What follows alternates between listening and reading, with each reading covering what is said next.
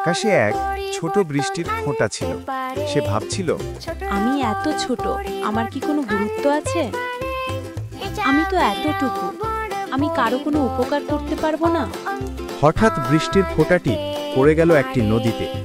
সেখান থেকে সে ভেসে চলল একটি দুর্বল ফুলের গাছের কাছে।